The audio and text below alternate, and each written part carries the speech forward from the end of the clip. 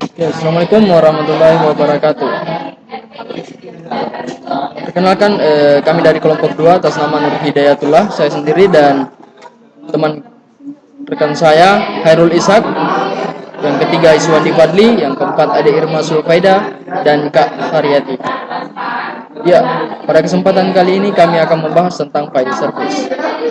File service dalam hal ini secara garis besarnya adalah sistem file yang terdistribusi atau sistem terdistribusi adalah file system yang mendukung sharing file resource dalam bentuk penyimpanan persisten di sebuah network. File server pertama kali di-develop atau dikembangkan pada tahun 1970 oleh dan network file system menjadi DVS pertama yang banyak digunakan setelah awal pemunculan pada tahun 85 yang terkenal dengan NFS, IFS, Android File System, dan CFS, Common Internet File System. Nah, ini merupakan komunikasi antar beberapa service, komputer service, file, dan client service yang kemudian berkomunikasi dalam satu waktu atau dalam sebuah kondisi ruangan tertentu. Di mana kita lihat ada name service, computer service, client, dan server service. Nah, di dalam ketiga tersebut antara komputer, client, dan server ada file service atau time service yang mengontrol berjalannya proses tersebut. Oke, sebuah file service menyediakan file service ke klien. Nah, di sisi klien terdapat interface. Oke, jadi proses tersebut file service dapat mendelete, meread, membaca, dan menuliskan sesuatu tergantung service atau kualitas keamanan dari file service dari proses network atau jaringan tersebut. Nah, karakteristik dari file system perlu kita ketahui bersama bahwa file system adalah sebuah pengorganisasian yang terstruktur dari proses penyimpanan, pencarian keterangan, atau hal-hal yang terkait dengan file service.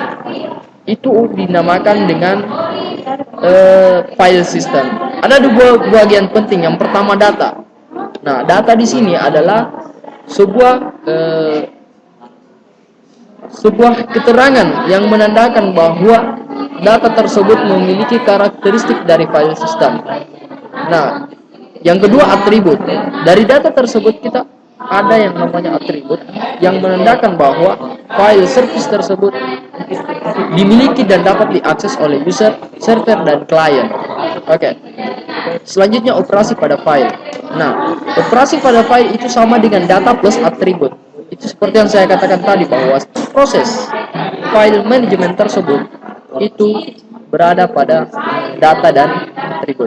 Nah, dalam operasi tersebut ada beberapa macam yang klasifikasinya. Yang pertama create, membuat dan menghapus, query, modifikasi atribut, open, close, read, write, dan access control. Jadi di dalam penyimpanan tersebut kita dapat mengakses dan mengkontrol hal-hal yang terjadi dengan akses tersebut. Yang kedua, organisasi penyimpanan. Di dalam organisasi penyimpanan, layaknya sebuah organisasi yang terstruktur dan memiliki pengaturan-pengaturan yang baik, maka hal yang paling penting adalah struktur directory atau path name dari sebuah data tersebut. Metadata atau pengaturan informasi file, atribut file, informasi, dan struktur directory hingga lain-lain. Oke, apa sih sebenarnya NFS itu? Network File System.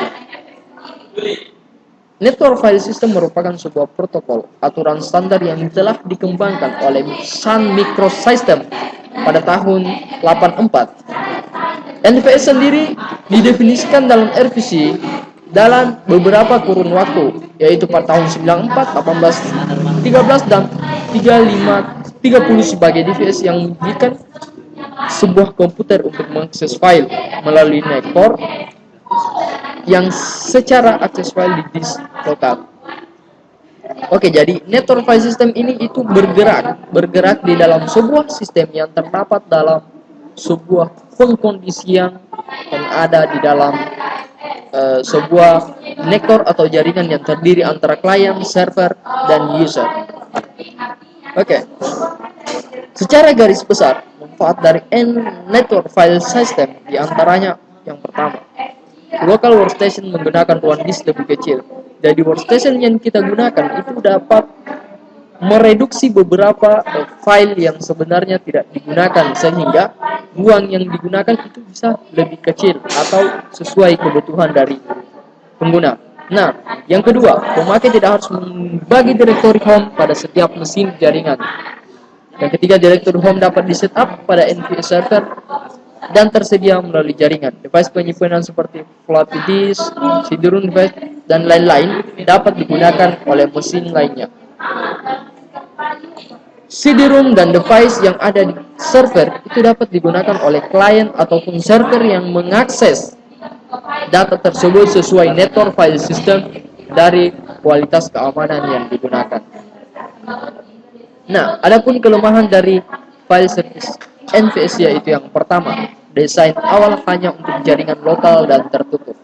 Jadi, salah satu kelemahan dari network file system ini, desainnya itu hanya digunakan pada jaringan lokal tertentu yang telah ditentukan lebih awal.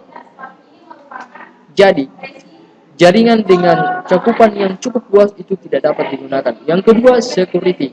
Security dalam hal ini adalah keamanan yang ada pada network file system.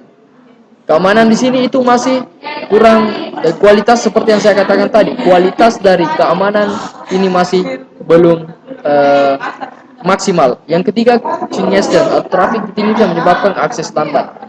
Jadi ketika proses terjadi antara klien dengan server mengirim sebuah data, maka network file system ini atau traffic atau jalur yang dilalui ini ketika melewati beberapa tahapan maka akan lambat jika itu dilaksanakan dengan banyak klien. Oke, yang kedua AFS, Android File System. Nah, Android File System apa sih sebenarnya persamaannya dengan network file system? Sebenarnya dia itu memiliki akses yang sama, fungsi yang sama, akan tetapi yang membedakan adalah ketransparanannya secara file melalui normal Unix file system tanpa modifikasi atau rekompilasi. Dengan artian AVS ini compatible dengan NVS. Mereka sejenis. Oke? Selanjutnya perbedaan. Nah, ini seperti yang saya katakan tadi. Perbedaan antara Android file system dengan network file system itu secara umum itu berada di letak desain dan implementasi. Perbedaan utama itu di desain dan implementasi ketika user dan klien saling mengakses dalam suatu kondisi jaringan. Oke. Karakter AVS. Secara umum, karakter Android file system mempunyai dua karakter desain yang sangat unik. Yang pertama, wall file serving, dan yang kedua, wall file session. Artinya yang pertama itu seluruh konten atau direktori yang terdapat di dalam AVS tersebut itu memiliki ukuran yang lebih dari 64 KB yang ditransfer dalam 64 KB sans. Yang kedua, wall file system yang artinya itu ditransfer di komputer klien dan disimpan dalam saja pada local disk. Nah, seperti yang saya katakan di awal tadi bahwa AVS itu bekerja pada jaringan lokal. Oke. Access control, yang ketiga access control. Dalam sistem file Unix ada beberapa akses yang kita gunakan. Nah, akses diperiksa berdasarkan mode akses, membaca, menulis, dan memeriksa ketika membuka file. Identitas user diperiksa ketika login. Yang kedua, dalam file system terdistribusi. Akses kontrol yang terjadi dalam file sistem terdistribusi yang pertama adalah hak akses kepada server. Yang kedua, respect authority. Yang ketiga, dimungkinkan melakukan pemalsuan identitas, tetapi ini resiko keamanan. User ID. Oke. Halo Kak. Di mana Kak? fakultas mana? Oh iya iya iya. Anda mungkin di sana Kak? Oke oke, tunggu Kak. NVS arsitektur. Nah, arsitektur di dalam klien seperti yang saya katakan tadi, antara hubungan klien komputer, server komputer itu terjadi sebuah jaringan yang terdistribusi yang memiliki beberapa file system. Name service. Nah, name service adalah merupakan layanan penamaan yang berfungsi untuk menyimpan name in context. Nah, contoh penamaan itu adalah alamat email untuk komunikasi antar pemakai, URLs untuk mengakses sebuah web, blog, dan lain sebagainya. Name resolution, binding, dan attributes. Seperti yang saya katakan tadi, bring, name, and attributes itu memiliki satu kesatuan yang terstruktur yang harus ada pada network file system. Oke, pemberian naming domains untuk mengakses result dari online. Ini salah satu contoh name system atribut dan yang terdapat pada sebuah website.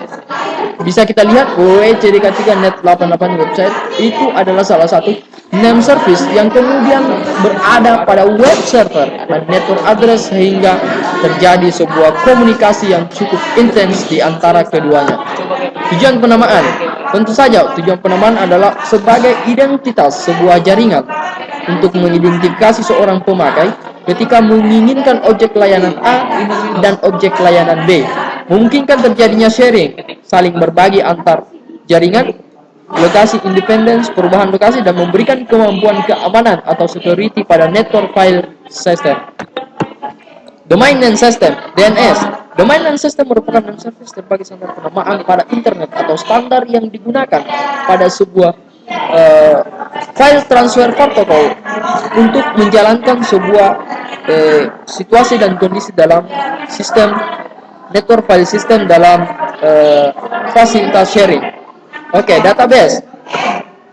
Nah, ini adalah organisasi-organisasi yang memungkinkan untuk adanya domain name system atau yang terdapat dalam sebuah web server. Yang pertama com atau organisasi komersial. Contohnya @yahoo.com. Nah, @yahoo.com sebenarnya company atau organisasi merupakan sebuah institusi atau organisasi yang ada dalam jaringan tersebut. Edu, institusi pendidikan, gov atau institusi pemerintahan, organisasi militer, net network support center, ORG, organisasi tertentu, in organisasi internasional, use United States, UK, United Kingdom, dan ID Indonesia. Oke, thank you, terima kasih. Kami dari kelompok 2 mengucapkan terima kasih dan selamat menyambut bulan suci Ramadan. Assalamualaikum warahmatullahi wabarakatuh.